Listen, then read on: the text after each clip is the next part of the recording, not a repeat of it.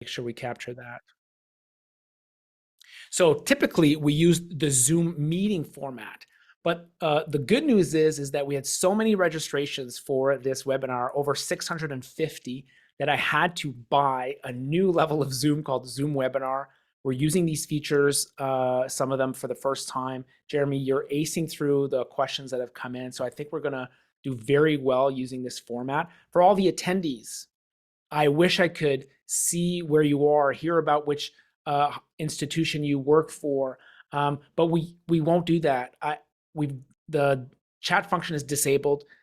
Jeremy and I will not be answering questions using the chat format. However, we will be answering all questions using something else called the Q&A format. So we'd love it if you throw your questions on. Go ahead right there. We've already answered 3. We've got 3 more pending. If you want to throw your questions there, this session is for you. We want to make it extremely useful for your work and for the students that you serve. So please use that format. So I don't know where you are, but I'll tell you where I am. I'm in Ottawa, in Canada. There's still snow here, but everyone's optimistic about the weather improving. If we haven't met yet, my name is JP Michel. I'm the founder of SparkPath. I invited Jeremy Schifeling today to share his unique perspective about ChatGPT in the context of career exploration. Jeremy, thanks for being here. Thank you for having me, JP. And I got to say, as someone who grew up in Buffalo, anyone who can endure the Ottawa or Toronto weather in winter is definitely a hardy soul. So I tip my cap to you, sir. And I'm coming to you from usually sunny Silicon Valley, but as you probably heard, it's been a relatively rainy winter for us, although I'm sure no one in Canada feels too sympathetic, but super excited for today's conversation. I'm really excited. We're getting some good questions. Jason Schwass, you asked, what prompts have you found useful? Jason, I saw your article on LinkedIn about the prompts that you suggested for career professionals. I was going to show that in my webinar today and give you credit. So I don't know if I've got a great answer, Jason. I was going to go straight to what you had proposed, but I'm sure that Jeremy's going to give us some ideas.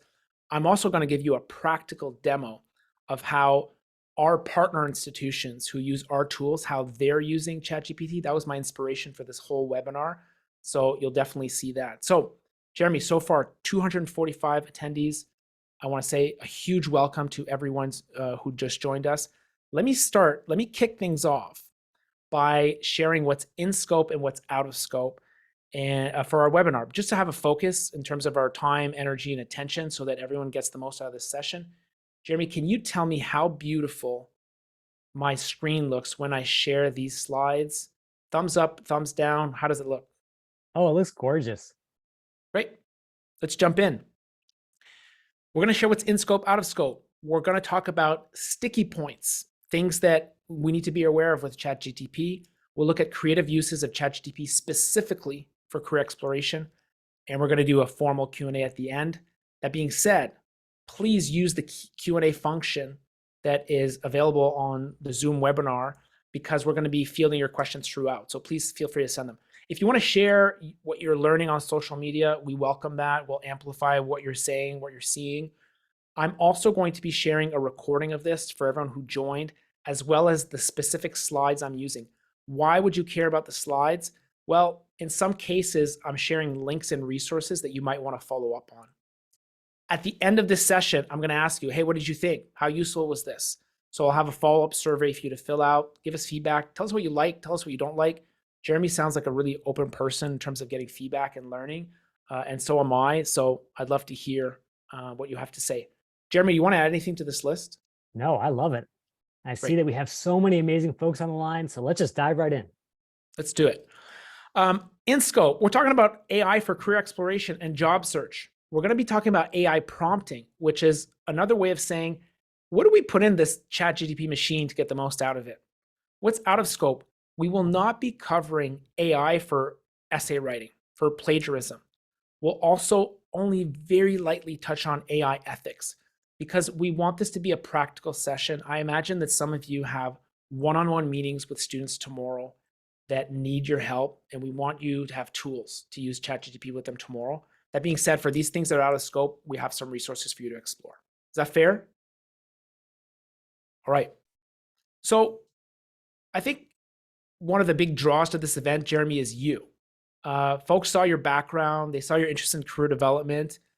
If they want, they can Google you to have your full background. But the way I want to find out about you and introduce you to everyone on the call and the entire challenge mindset community is through this question. When did you get interested at first with career development specifically? Absolutely. And I want to thank you again, JP, for hosting me today. This is super fun. And everyone for joining. I see so many familiar faces, so many new friends. So I'm thrilled that everyone's as excited as I am. That being said, it's a very simple answer. When I got my start, back in the ages of the dinosaurs, I had a very medieval view of careers. That idea that, growing up in Buffalo, New York, I knew lots of people who did the same thing that their dads or their moms did. And so when I started my career as a teacher, I thought I would be in my classroom for 40 years. But then, as everyone knows on this call, as a career leader, careers are not linear paths. They're long adventures, they're journeys. And so when everyone in my elementary school got laid off at the end of the first year, it was kind of a kick in the pants. It was like, oh my goodness, we've got to figure out something else to do with our lives. But it also opened my eyes to the possibility that careers are just as malleable as we are as human beings. We can shape our own destiny. We can have more control over it. And so the fact that I got this incredible gift, this opportunity to go from being a kindergarten teacher to working in Silicon Valley, and now coming back to education, working for Khan Academy, has taught me that if I can do it, anyone can do it. And that's the message that I want to share. It's inspiring. I think you're going to find you've got a lot of folks that resonate with your story and your background. So, challenge mindset community. Now you've met Jeremy. Jeremy, let me introduce you to the challenge mindset community. And who exactly is on this call. And the way I want to do that is I want to show you very practically a common belief to the folks who are part of the challenge mindset community. First of all, on this call, Jeremy, you might have a career advisor for MBA students at the most prestigious business school in the world. And you might also have a career advisor for a rural community college with 1,000 students. Both of these folks are doing terrific work in the space of helping people reach their potential. However, they all have a huge problem. You ready to hear it? The folks that they're meeting with, these students, they're stuck in a job title mindset. That's that linear view of careers that you were talking about. They're thinking accounting, accountant, biology, biologist. They think they need to pick one job title for the rest of their lives. But the challenge mindset is a radically different approach. It says, listen, instead of picking one job title, why don't you choose a problem to solve? Do you want to invent new biotechnology or promote healthy living? What problem would you rather work on, improving mental health or designing the future of transportation? Through a 10-minute career assessment called the challenge cards, their students are looking at, well, which challenges do I really want to work on? What inspires me? What motivates me? And they're tapping into their inner values. And then very practically, they're flipping the career model. How do they do that? Well, let's say you want to do that, Jeremy, improve mental health. That's one of our most popular challenges. Then you work backwards to say, okay, I got my challenge. What companies are working on that? Organizations, nonprofits, companies in my region. What jobs do they offer? And what did they have to learn to be able to do that? And that way you're connecting right back to even your high school classes. Like, what can I learn that's going to help me contribute to a challenge I care about? I'll say that one more time because a lot of students have never heard that before. What can I learn now that will help me contribute to a challenge that I care about? That's motivating. And it's the opposite of what they've heard their whole lives. Here's the opposite. You ready? I like biology or I like math.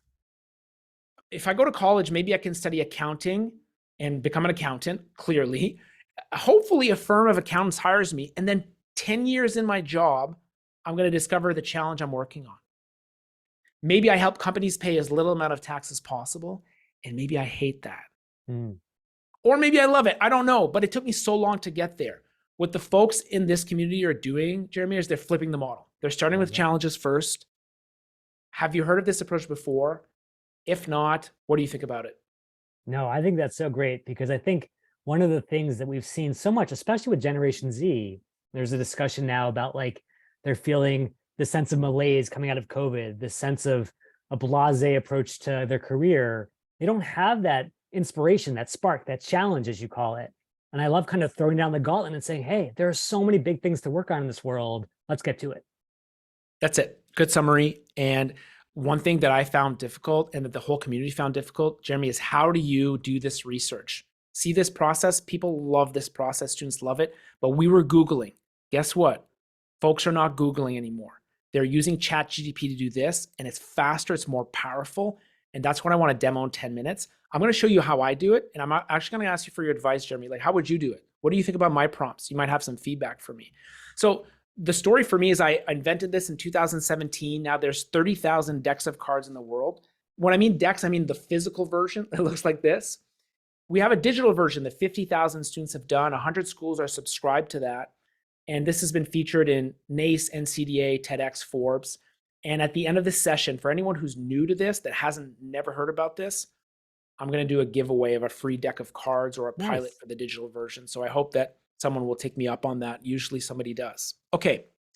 That's what inspired me to do this ChatGPT webinar, is because they're using it for career exploration when they flip the model. Yeah.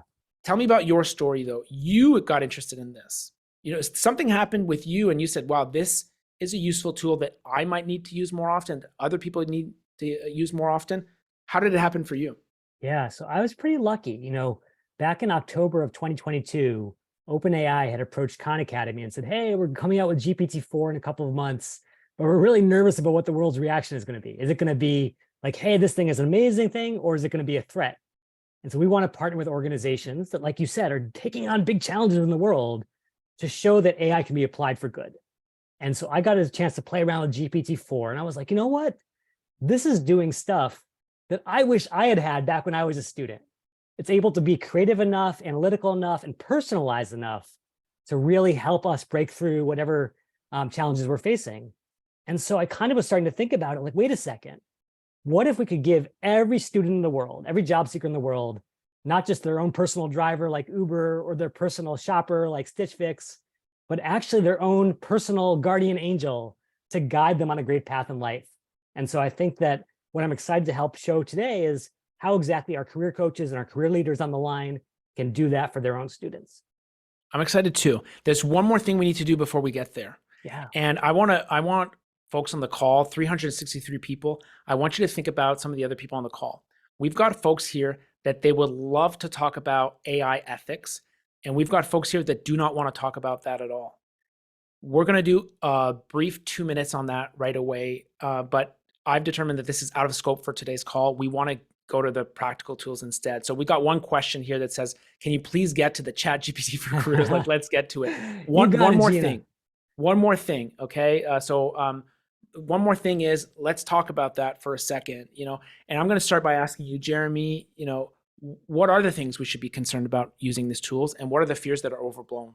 Yeah, absolutely. So I think, I'll speak to a question from Marcy in the chat about this news this morning that Elon Musk and a number of other tech luminaries said, hey, let's put a 6-month pause on all big AI model development because we just don't know where this is headed. And I think that the problem with that approach is that ultimately the genie is out of the bottle. And so there's not going to be a chance to say, hey, let's just completely stop all the work over at OpenAI, because I guarantee you there are at least 100 AI labs around the world that are doing the exact same work. And so my feeling is given that it's already out in the world, how can we train the next generation of leaders, which are the young people who are in our universities today, to use it wisely? As you might recall, we as a society went through a similar challenge with the rise of the internet and the rise of Wikipedia. 20 years ago, there was a big crisis in higher education. My students are going online and they're copying and pasting stuff right from Wikipedia into their articles. We had to teach them how to adapt to this new information economy and how to use it wisely and ethically in their work. And I think the same exact thing is true today. There's no going back to 2021 before this existed. So let's take it on head on and figure out how to actually make it useful for our students, not just focus on trying to go back in time. There's a parallel with calculators, with Wikipedia, and there's also differences, right? There's similarities and there's differences. This is bigger.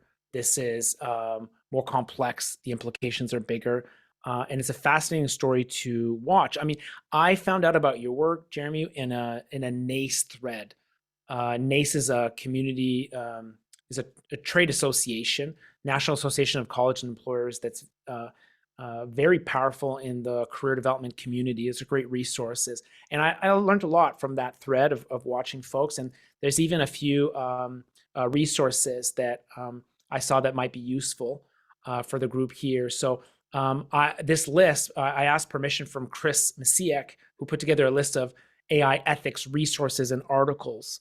And I also saw that on LinkedIn, there's a whole bunch of resources that are made available for free from LinkedIn about AI, what it is, how it works, how you can use it. So I think that might be something useful for the audience to check out. My thoughts on this is, Jeremy, is like, I'm learning from you. I want to learn from a lot of folks. Mira Muradi, who created, this tool, that's a great person to follow. I found a resource here with 9 inspirational women that are shaping AI. All these individual thought leaders. I did pay attention to the open letter that came out. I thought that was very provocative. I think you've digested this more than I have, Jeremy. I have not. I saw this today. So I'm not sure what my view on is. I should tell you I was surprised. And they're not talking about ChatGPT. I think they're talking about beyond ChatGPT. Sure. And everyone who's wondering, like, I've got these resources here. I'm not sure if you can click on them directly, but regardless, I'm going to send you my slides at the end of this session. So you'll have access to all those resources. So no need to worry about catching them all. Hey, Jeremy, what did I miss? What else should we think about before we use ChatGPT? No, I think that's it. I think the most important thing, and I fundamentally believe this as a former kindergarten teacher, is let's get our hands dirty. Let's understand what it actually feels like. And then we have the actual sort of experience and moral authority to say, well, it's useful for this, or it's not a good fit for that. So I know you're planning to show some demos. Maybe we can dive right into that. Let's do that. Yeah. So, give me a little bit of coaching here on how my screen looks. I'm right in my browser. I'm in ChatGPT right now. Can you give me a sense of, well, right now it's coming through beautifully. Yeah, there's 3 things I want to show, and then I want to let you do a demo as well of how you would use this. Yeah. The first thing is flipping the model. Okay, so we're talking about researching challenges, companies, people, and jobs. I did that for a few different fields, and I want to show you what it feels like, what it looks like. I'm not going to do it live because the text will be too slow, but let me show you the prompts I used, and then Jeremy, you can tell me what you think. So first of all, one of our cards is redesign the healthcare system. It's a popular one. I want to find out what companies are doing that. Look what came up: Amazon, Google, Apple, CVS, United Health Group, Berkshire Hathaway. Interesting. Some of these companies, I had no idea. Like, you don't think health right away. So I'm like, that's good, but it's not a final answer. And I think that's the biggest leap for folks who are using ChatGPT for the first time. It's not Google where you throw in your query once and then you scan answers. It's actually a conversation. So what is the conversation? Well, I'm like, well, there's too many tech companies. Let me keep the conversation going. Let me use AI prompting. What non-technology companies exist?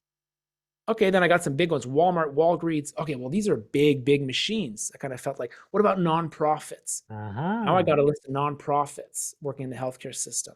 So I'm refining my findings based on my results, correct? I wanted very small. What about small companies, small startups? And then I found a list of small startups. I think this would have been difficult to find otherwise. Yes. And the most exciting thing for me here is speed. One of the people that I admire in our space, Jeremy, is called Steve Dalton. He wrote the 2-hour job search. Yeah. So I can tell you, JP, this is a little interesting side note. He was it. actually my career coach, my career mentor when I was getting my start at the University of Michigan. So I have to give a huge shout out to Steve. No way. Oh man, I didn't know that. I'd love to connect with him if ever you can put us in touch, because there's a lot of great things that he brings, but the element of speed is such an important part of our field. And we're actually good at non-speed. Like, we're good at slowing things down from a counseling, from a coaching perspective. And that is a unique skill in this world. However, when it comes to finding companies to work on, this is where we need speed. And Steve was so good at finding fast ways to do this, but he wrote his book, 2-Hour Job Search, before ChatGPT. To me, this is what motivated me to do this webinar: how quickly I could find information. Remember that career advisor I told you that's working in a rural region? Maybe it's in Ohio. Like, what about us? What are the opportunities here, right? So you can get even more specific. That's exciting to me. Now, let's move away from companies. Let's look at jobs. What are the jobs that are there? Here are some different job titles. I like very creative jobs. So I could have prompted them. I could have changed this problem and said, what are some very creative, alternative, non-traditional jobs working in healthcare? That would have given me good data. let's just go with health data analyst for a minute or two, and then I'll pause there. Health data analyst. What's a good major for that? Okay, Right. here's some good majors: health informatics, stats, computer science, public health, data science. Wait a minute, Jeremy, bad news. Those majors are not offered at my college. Okay, they're not offered at my campus. What can I do instead? Can I create my own customized degree I love based this. on this? Right. So, And JP, do you mind just expanding the font size a little bit? yeah, good advice. Thank you. I'm on a Got a huge little screen feedback right from the now. chat. So, Yeah, that's perfect. Yeah, keep thanks going. to This is whoever awesome. said that in the chat, Yeah. by the way. And by the way, our questions have doubled. So I'm not looking at the questions yet. So I can't wait to see what people's opinions are on this. So now I'm looking at what you need to learn. And by the way, Jeremy, this is what our students think. I need to take classes that prepare me to be a health data analyst. That's true, but it's not just classes. You do need knowledge. You also need skills and experiences and personal attributes. That's a fuller success profile of a good employee. So let's broaden it. Let's look at knowledge, skills, experiences, personal attributes you need as a health data analyst. Here are some ideas. Now, before I pass it back to you, I'll say one more thing. Another hiccup that I see from folks using this for the first time is about accuracy. How Yes. accurate is this information? My response to this, and tell me if it's similar to yours, is that it's not the most important part. That may be surprising, right? But to me is I want fast idea generation. I want inspiration. I want avenues where I can research further. I'm not looking for the perfect answer from a health data analyst, so far. So that's going to require more work, more research. And I think students need to understand that. But that's how I see it. How do you see it? Yeah, I love that. Gregory and Richard were asking that exact same question. So I'm glad you spoke directly to that. One other thing that Gregory asked is if you could move the little like timer thing off to the right. Oh, So I it's didn't even not know you could see overlapping. that. Oh yeah, sorry Thank about you. that. But yeah, I totally agree. So I think this is the interesting thing. So many of the folks on the line work in universities where the objective empirical truth is the pursuit of everything they do. But I think you're hit on something really important, JP, which is when a student is stuck and they don't even know where to begin, kind of what we call the blank screen problem. Getting directional advice right in the heat of the moment is more important than waiting 3 months for that empirical proof to arrive. So of course, we would never recommend that anyone take something out of ChatGPT and apply with it immediately. That would be setting themselves up for failure.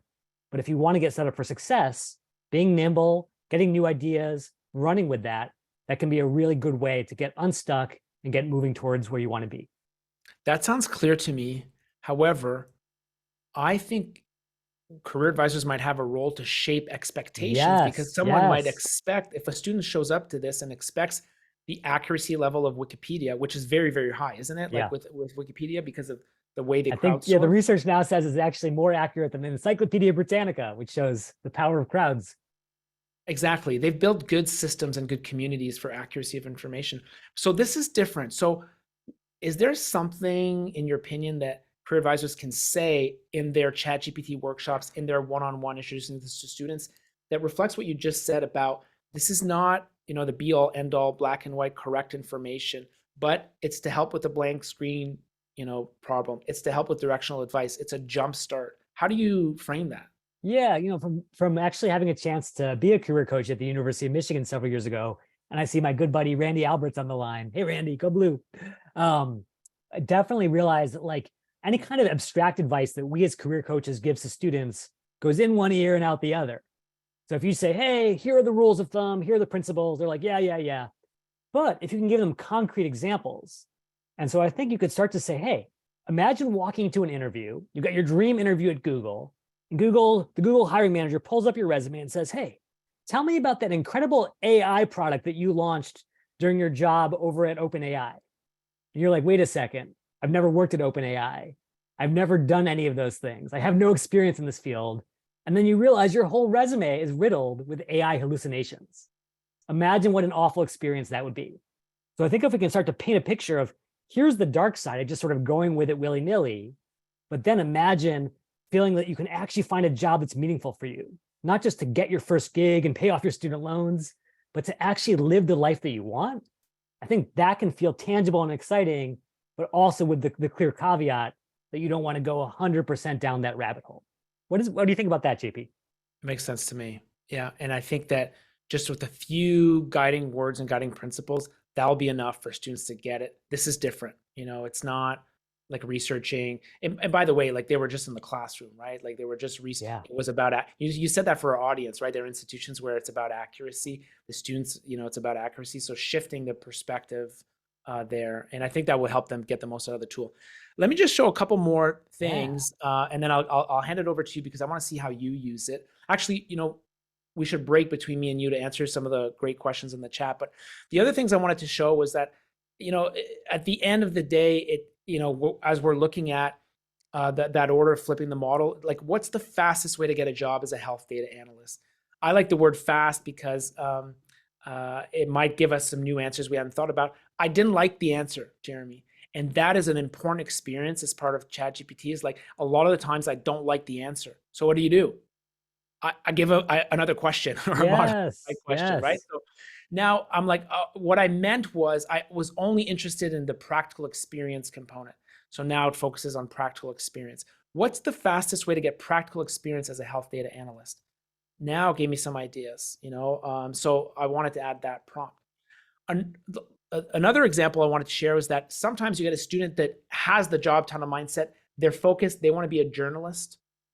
I don't stop them in their tracks. I want to double down on their dreams. So I'm going to say, okay, well, listen, the best way to become a journalist is to first think about the challenges that a journalist solved. See how I'm doing my challenge mindset? Like I want them to see the bigger picture. Yeah. Look at my prompt, Jeremy. What challenges do journalists solve? It didn't work. Okay.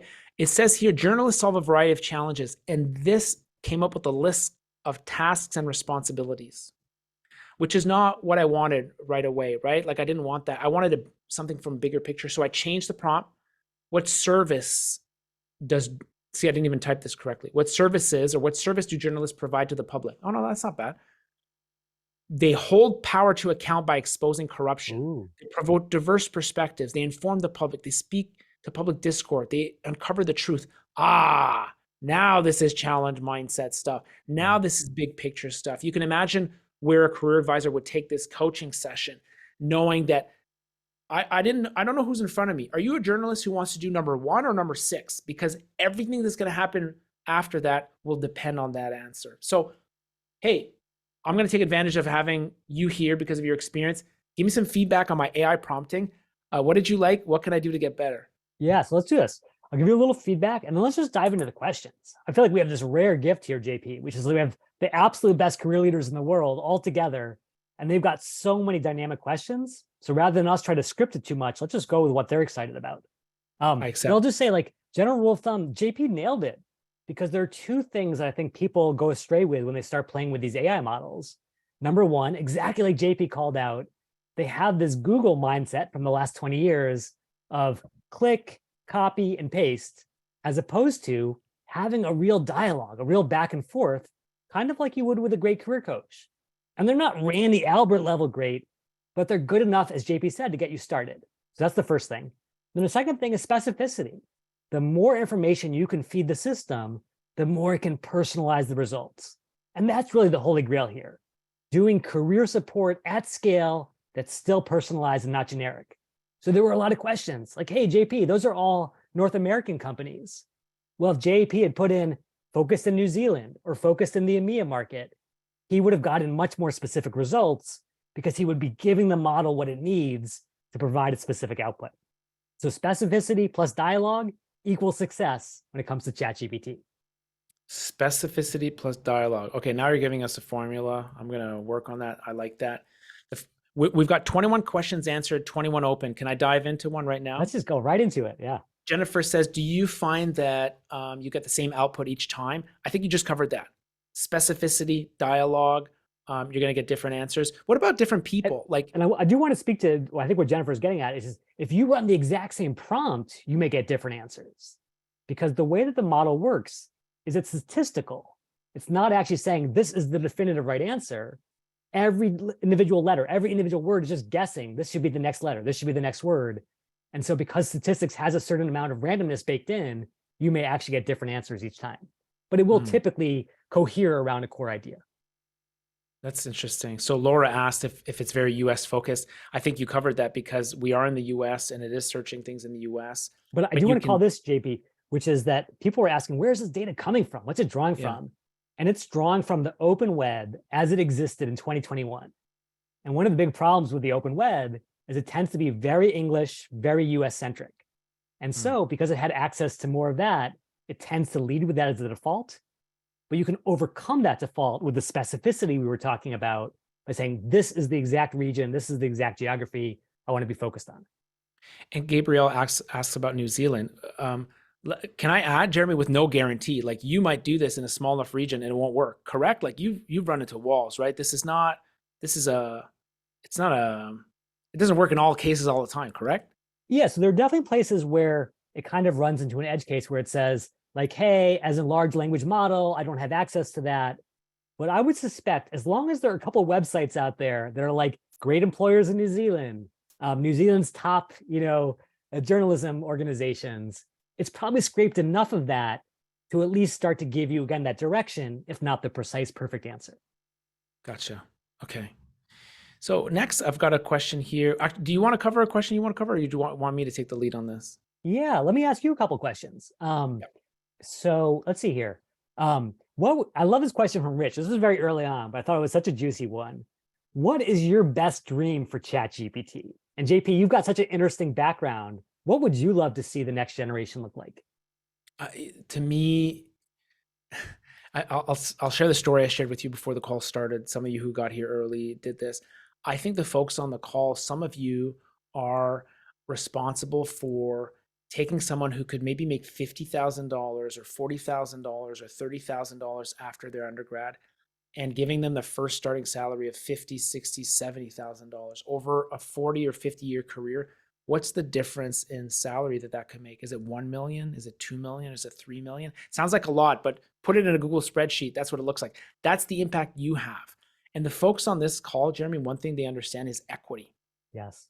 Imagine the output for that person's family or their community in that difference in salary. To me, if ChatGPT can accelerate connecting these folks with new opportunities, with better opportunities, it can have a huge impact on equity. So I answered Rich's question just about career exploration. But to me, if someone's going to end the skills gap, it's going to be the folks on this call. But it's not going to be through one-on-one appointments. And you know this because you brought up the scale issue. Everyone's trying to figure out how to scale career exploration. I don't know the answer yet, but I know that a tool like this one can be part of the answer because we're going to be able to help more people more quickly. So that's my vision for how it can help career exploration. What about yours? And maybe you can even share beyond career exploration if you want to. Yeah, I think just to add even one extra layer on top is like the biggest challenge throughout human civilization is that everyone is born with this unique potential, these unique talents. And yet, because of the way society is unequal, because of the way education is distributed unequally, not everyone gets the gift of actually being able to play to those strengths. And I hope and I fundamentally believe that if this stuff keeps going in the direction it's moving today, even if you're, in a remote village in Kenya, if you're calling from the other side of the world, you would still have access to the same incredible superpowers that everyone will have access to. And so I think our challenge as people who can hold these AI companies accountable is to say, hey, can we get this into the hands of everyone, not just the select few? Good point. And I talked about salary because of the importance of money for equity, but this is a purpose-driven approach to career exploration, getting people to work on the challenges they care about. So thanks, April, for clarifying that. Martina, I'm glad they asked lots of questions, Jeremy. You might cover this in the webinar. I'm really curious. Where do you see the ChatGPT is going with pricing? I saw on my end that you can pay $20 a month, I think, to have it. If ChatGPT charges everyone, should we move to another tool? What does this look like in your mind, Jeremy? Yeah, so let me do a very quick demo because people have been asking a lot of very sort of ChatGPT specific questions. So yeah. I have ChatGPT Plus because I think I use it so much that $20 a month is actually chump change. Like I think about it now almost like electricity. It is a fundamental utility in my workflow that I would be much more or less effective without. And what you get when you have ChatGPT Plus is not only is the site never down, not only can you access it whenever you want, but you also have access to two other things. So first of all, in addition to GPT 3.5, which was the famous thing that came out in December, you have GPT-4, which is the brand new model. And what you'll find is there are a lot fewer hallucinations, a lot more accurate information because it was trained on more data. And the cardinal rule of everything with AI is garbage in, garbage out, great data in, great output. And so because it has a lot more that went into its learning, it's more effective. And then finally, people have been asking about, wait a second, 2021 data, that sounds completely stale, completely not useful for our students who are on the cutting edge. Well, ChatGPT now has the ability to go onto the internet, look up stuff in real time, and then apply everything it already knows to that information. So what you could do is you could come in here, this alpha version, and say, look up showtimes for movies in San Jose.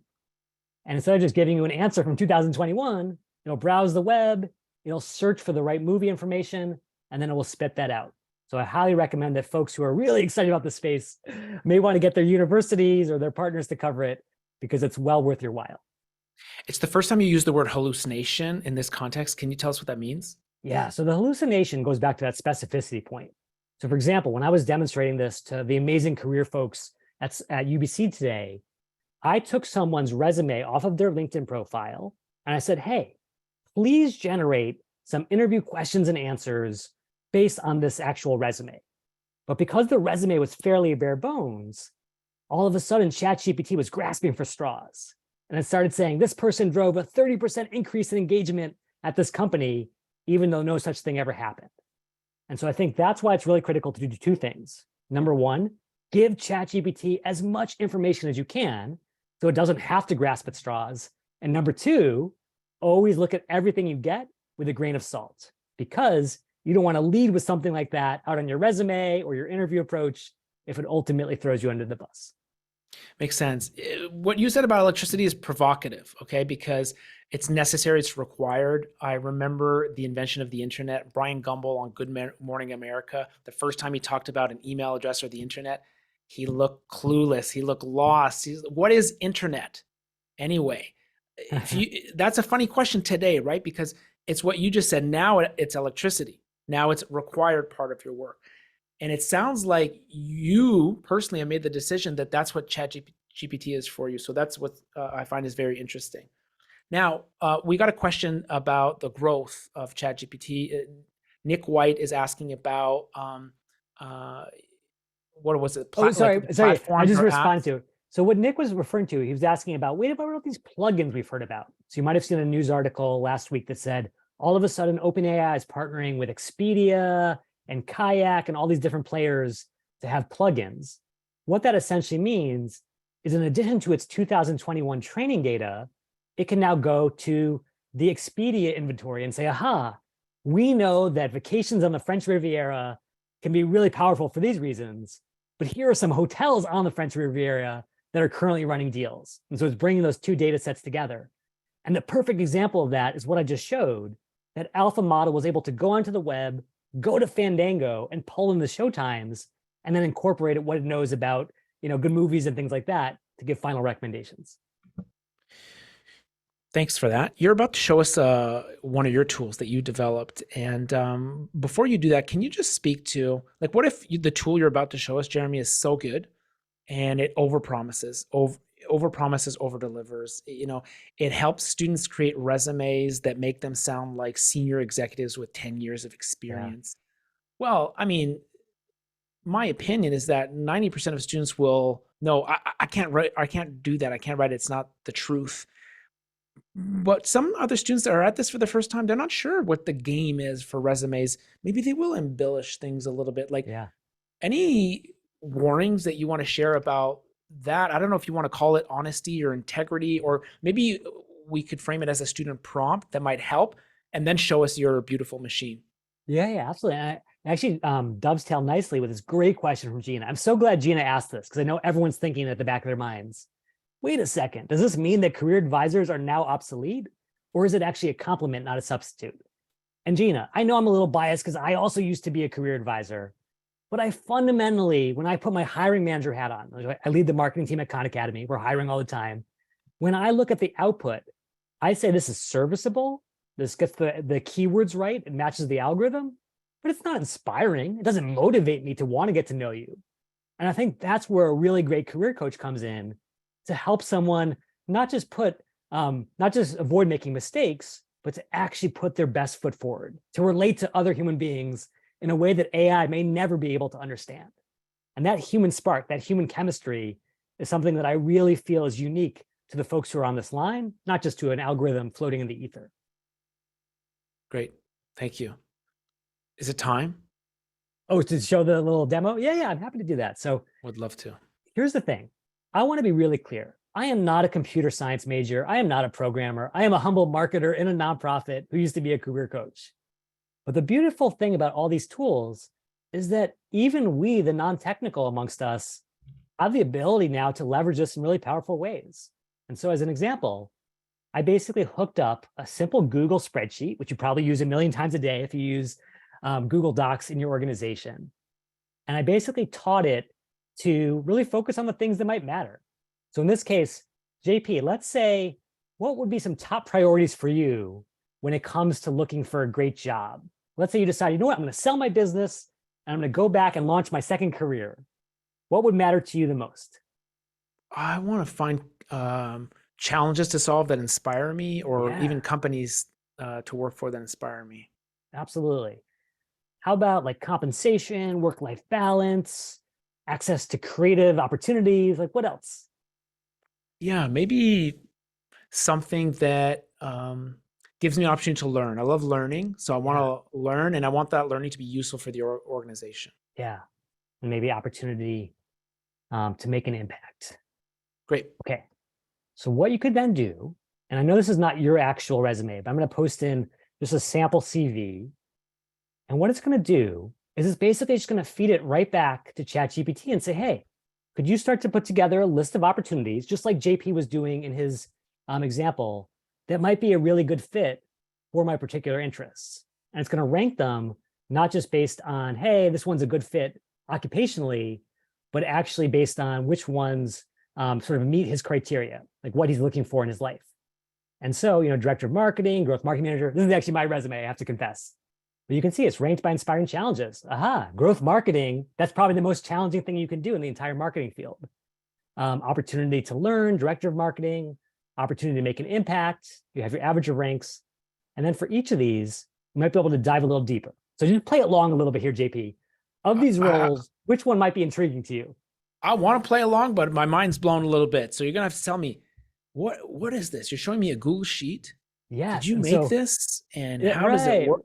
And then once you answer that, then I will rank the jobs. Okay. JP is like, first we have to explain your magic. I know a magician never reveals their secrets, but I am no magician. This is a simple act of connecting this extension, I'll show you here, called GPT for Sheets. So basically allows you to run functions inside a spreadsheet that instead of adding up numbers, just calls ChatGPT and says, hey, my AI friend, please answer this question. So it's just doing that automatically, resolving the need to always have to type in prompts every single time. Gotcha. Okay. I'm up for it. Okay. I believe you. I'm interested. Okay. So what do you want me to do? Interested. I'm interested in growth marketing manager. That sounds exciting. And it's telling me what to look at. Like it's telling me not to look at marketing operations manager very much, correct? Right. Because it was saying marketing operations, you're not going to make that big an impact. You're not going to have a chance to learn much. This is true. Like everyone I've worked with in marketing operations is great at getting emails out, getting things done, but they don't necessarily get the access to the experiences you are hungry for. And that's why it's important to know yourself and what you need out of the job. Okay. And so then hopefully the career coaches on the line will resonate with this. All the stuff that your students might have spent hours and hours researching before, like, let me find the most important keywords. Let me think about how to incorporate them into my resume. Let me think about how to get ready for an interview, leveraging my experience. It'll just run those prompts for you automatically. And so for anyone who wants to have access to that, I'll share the link with JP and he can share it when he sends out the recording. So just an example of what's possible, again, as a non-engineer operating in this crazy new world. It's impressive what you've been able to build. So I'll be interested to see people's reactions to the tool, what they thought was useful, and how they think they could use something like that with the students that they work with. Yes. I've got a question here from Usman. Hi, Usman. Hope you're well. We kind of referenced and spoke about accuracy and validity. What about reliability in terms of the same information, date being generated, reproduced at different times, such as later time? I think you touched on this when you said it can be different. You can receive different information, correct? Yeah, and I think what's going to quickly evolve as the gold standard in all these spaces is footnotes. And it's so ironic. Here we are talking to a group of folks working in academia. Footnotes, which were probably invented 1,000 years ago at Oxford or someplace, are now going to be the key to our 21st century future because of those hallucinations, because of that lack of trust. And what you already see with Bing Chat, sometimes with Bard, sometimes with other platforms, is that they will now add that citation, that footnote, and say, hey, this is the actual verifiable source where we got this information from, and you can go ahead and look at it yourself if you still have questions about it. And so I would argue that we should hold these AI firms accountable to say, hey, we love the progress, we love the innovation, but we also want the proof. Trust, but verify. Gotcha. Any considerations for younger students using this? Like if they're in middle school or high school, is there something else that they need to consider that we haven't talked about yet? Yeah, it is interesting. So I actually use this, and this is going to sound crazy, with my 2 elementary school age daughters. And I don't use it to like plagiarize essays and all that stuff that you've heard about from middle school all the way to college, but I use it to help them be creative. And one of the things that I think can often be really tough is, again, just like a college student or a mid-career changer gets stuck in their job search, even a 10-year-old or a 15-year-old gets stuck in terms of write a creative story about the age of exploration. And they're like, I don't even know where to begin. That little cursor is staring me at the face in Google Docs. And all of a sudden, ChatGPT comes in and says, well, what are you excited about? Well, I love pirates. Ah, did you know that pirates played a critical role in the age of exploration? How would you like to learn about XYZ? And then before you know it, you have this collaborative back and forth process that gets them sort of unlocked and taps that human potential. Okay. You're using it with your daughters. How old are they? So I have a 9-year-old and a 7-year-old. And I 9 have and to 7. say, they are the toughest users of ChatGPT because a lot of times their answers to ChatGPT involves certain words that we won't say in polite companies. So, and ChatGPT has never offended the way that I am. My kids are younger than yours. My son's 4, my daughter's 2. They only speak French. We're French Canadian. They can't use ChatGPT. It's only in English, correct? No, so ChatGPT and most of these players have multilingual capabilities. Gotcha. So okay. One of the Sauder students had asked me yesterday, Jeremy, like I want to apply for jobs in Spanish. Should I translate them to English and then translate back? I said, no way. In doing so, you might lose something in translation. That keyword accuracy, the clear intention. ChatGPT can basically go back and forth in pretty much any language. You're using ChatGPT. Why not Bing? Do you want to say something quickly about that? Oh, yeah. And I should be clear. I think the reason is that because ChatGPT is the only one so far that has this plus service, where you can basically pay your $20 and then get unlimited access and not have to worry about, being locked out or having the site be down. That's the main thing. I have tested out a number of these prompts on Bing, on Bard, even on lesser known services like u.com. And it's pretty much all the same results, which tells me that utility comparison I made, being kind of like electricity or running water, it's quickly on its way to arriving there, even though it only launched a couple months ago. Yeah, it's interesting. And that kind of solves the 2-year issue, I think, that what you're saying, because you use a feature it's called browsing. Randy asks me, what do you do with students who struggle with flipping the model? It seems like a lot of students are struggling with bad paradigms rather than actual skill, experience, or ability issues. Randy, typically, I've got the whole challenge mindset community with their cameras on during this part. So I would just ask them to unmute and tell you what they do to bring this to life, because they have the real magic. What I'll tell you from my experience, Randy, is that students do not struggle picking a challenge to solve. That's the first step, okay? I don't ask them what challenge you want to solve. I just show them a bunch of cool stuff and they pick what they like. So that works very, very well. What they did struggle with was flipping the model. How do I research this stuff? It was just too long. They didn't have the, what do you call them, digital skills, to do that quickly. And I think that this tool changes that. So that's what I'm really excited about. And when you're talking about bad paradigms, Randy, that's what my whole life's work. That's why I'm writing the challenge mindset book. That's why I'm on this mission. That's why I'm so excited about this community, is because we're changing that paradigm from a job title mindset to a challenge mindset. And I hope you're going to join us, because it's a really important mission, because students who think they need to pick one thing forever, they can't even really take advantage of the stuff that we're talking about today. They're still feeling too pigeonholed. Julie asked me, could you summarize some of the successful prompts? Yes, I'll put them in the slide deck that I used today that you can access and use. I got to say, they're not that great. I bet you in a day or two of work, Julie, you're going to be even better than I am. That's my hope. Is that fair? Is that a fair expectation, Jeremy, of other people? Oh, totally. Yeah.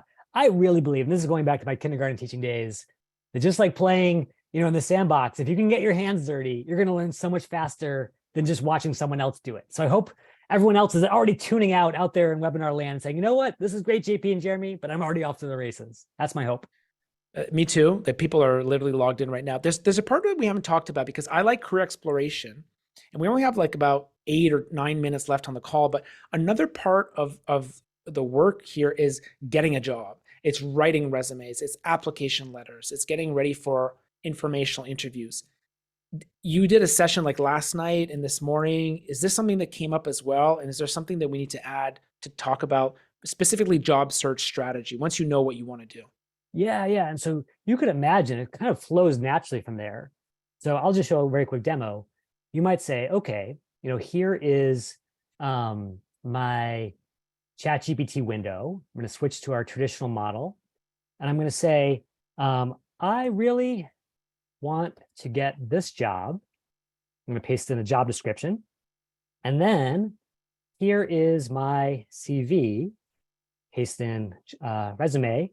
Please give me 5 specific points of feedback to make the resume match the JD. And of course, that's the essence of applicant tracking systems. That's what our students and job seekers are up against, is they have to have a high match rate to even get considered in the first place. And so it's kind of ironic. We're going to use one algorithm to beat another algorithm. We're going to use ChatGPT to help us conquer the ATS. And as you can see here, it's pulling things right out of the job description, things like MarTech, high growth B2B companies, and saying, hey, you have some experience here, but you need to highlight it and you need to use the keywords that are most important from the job description. And so in that way, your students are getting a lot closer to that perfect fit and a lot closer to actually having their resume read by a human. That's the goal. One set of questions we're getting, Jeremy, is can ChatGPT do this? And I'm going to suggest to you, if you're up for it with me, this is not a very nice thing to do as a facilitator, but I'm going to suggest we skip all those questions and say, try it. Yes. And the reason I want you to try it is because the answer to your question either yes or no, or in between, like, it didn't do a very good job. And then you have to flex that number one skill of AI prompting. Actually, let me qualify that. The reason I say number one skill is because I think AI prompting right now is very, very important. Yeah. That being said, I would never go tell a student that the number one skill for the future of work is AI prompting. Here's why. This is my philosophy. Jeremy, tell me yours. But today, the number one skill is AI prompting. Given its importance, 100 or 1,000 people will try to simplify or will try to take the pain away from AI prompting. That way, in 6 months or 1 year, AI prompting may not be the best skill because right now, we have 8 excellent ChatGPT apps that take away the pain of AI prompting. So I see skills as cyclical. That's why I don't like thinking the best job for the future of work is this or that. Today's software development, but there's millions, if not billions of dollars in being invested in low code or no code to try to readjust that supply and demand. That's my point of view. Is it similar or different than yours? Yeah, absolutely. So, it's so funny. Like 2 weeks ago, the hottest topic in Silicon Valley was, wait, there's this new job called prompt engineer. And there was this AI company in San Francisco that literally had a job post that said $325,000 salary for a prompt engineer, ideally from a liberal arts background, because you're good at interacting with others and helping people learn stuff. Now, that being said, it is true that there are lots of shortcuts to some of these prompts. So for example, I'm just going to share my screen real quick. If you say, you know what, I was so impressed with what JP just did, but I can't really replicate it myself. Guess what? You don't have to reinvent the wheel. You could come over here and say, I want to search for a Chrome extension, basically a little software that you plug in to your Google Chrome browser, and say, I want an extension for GPT prompts. And what you'll discover is there are tons and tons of those. And then all you have to do is add them into Chrome, and they will appear in your GPT interface to say, hey, it looks like you're looking for a prompt for resumes or a prompt for cover letters. Here's one that's been really proven over time. So check out stuff like that because it can save you a ton of time get you up to speed really fast. Okay, it's that time. We've got 5 minutes left with everyone on the call, and I have to admit defeat. Admit defeat because on one hand, I'm really excited about this conversation, but I'm committed to ending on time, which everyone will appreciate to go have dinner. Yes. The defeat is, Jeremy, we're not going to answer everyone's questions. We're going to have to share our contact information with people who want to follow up and have a bigger discussion. I'm not used to this, like the challenge mindset webinars have 100 or 150 attendees. We've got 320 folks here. We didn't get to everything, but I do think you gave people a lot to think about. I would invite folks, even though we didn't get to all the questions, if there's anything pressing that we missed that you think is very important, please put it in the Q&A now. We'll try to tackle it. In the meantime, I already said I wanted to give you a thank you gift for attending, for all the folks on the call. So I'm going to put a link in the chat here. This is a feedback form, okay, for our session today. So you're going to get to say, hey, Jeremy and JP, this was not what I expected at all. This is what you should have done instead. We're going to listen. Or you could say this was very useful and what was useful or not. I'm also going to give away a deck of cards. Ooh. Jeremy, I'd like to give you a deck of cards. Are you going to be at the education conference called ASU GSV? Is that something that's on your radar? Yeah, that's a great conference. I probably won't be there, but there will definitely be people from Khan Academy. So please give someone from my team the cards and we'll get them. That's right. Okay, good. What about you on your end? Like, I wanted to pick your brain on this. Is there something that we should have talked about that we didn't cover yet? Yeah, not really. So I think, there are so many great questions coming in, and I really appreciate everyone who's asking, because this is helping not just any individual person learn, it's helping our whole community to learn, which is the ultimate goal. But I do think, and I know this is such a singular focus of mine, is like the only way to really wrap your head around it is to push it around a little bit. Say, hey, GPT, you seem really sexy and cool, but let me see what you can do. Let me see if you can actually solve my challenge. And maybe there are people on the line who say, you know what? My challenge isn't coaching. My challenge is finding companies to hire from people at my university. My challenge is sending out our newsletter to all of our students every week. So whatever your challenge is, I say throw the gauntlet down to GPT. If it's not there yet, so be it. Better to learn that yourself than have these quote unquote experts, JP and Jeremy, tell you from our perspective. So definitely encourage you, think like a kindergartner, get your hands dirty. That's inspiring to me, because I did want to share that my personal answer to why this is useful for me. I'm using it to coach myself. I have a coach that I've been working with, and 2 months ago he said, stop working with me, start working with ChatGPT. I stopped dead in my tracks, right? So, and then I figured out, oh, I can have a dialogue with myself. Jeremy, people value journaling. You get your thoughts out on paper. This doesn't replace journaling, but think about what journaling is. You're having a dialogue, right? And I found that just wrestling with my own questions, what am I good at? What do I struggle with? Someone who struggles with organizing like me, what should I be mindful of? And then I'm prompting. And through these coaching sessions, I found that I've gotten insights coaching myself. Have you tried that, by the way? Yeah. I think, it's so interesting because it is a really good thing to tackle your blind spots. One of the big things I've noticed, JP, is there's so much that I don't know. And usually it takes my wife to really say, come on, idiot. Like, this is the way the world actually works. And I feel like it's been better for our relationship since ChatGPT arrived for the computer to nudge me gently and say, hey, there's actually a better way of doing that than always embarrassing myself in front of my significant other or my kids. That being said, I do want to call out an incredibly awesome idea that Ryan at UBC, Ryan is one of the career coaches at UBC Sauder, shared with me, which is one of the challenges that we have as career coaches is we're trying to do two things in tension at once. On the one hand, we're building a really deep human relationship with the people we're coaching. But on the other hand, we have to give them really constructive feedback, sometimes really tough feedback, because that's the truth. Sometimes, because those things can be in conflict, if you can bring in GPT as the third party and say, hey, let's just get an extra opinion here. And GPT is the one to say, hey, your resume is missing this, your interview approach is missing that. Even if you fundamentally agree with that yourself, having GPT say it can often preserve that really unique human relationship. So I have to tip my cap to Ryan for that great tip. Great. So we're clear. It's not replacing career advisors. It can't, and it won't.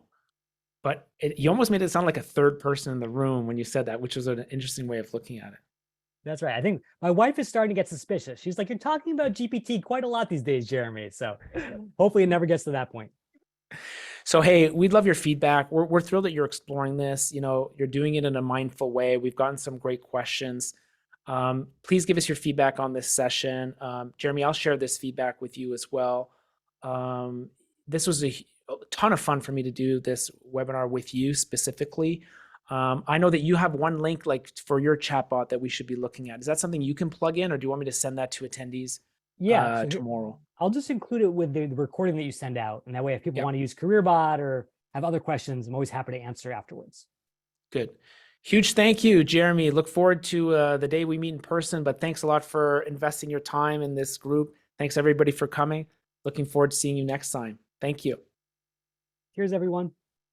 Thanks. Take care. Bye now.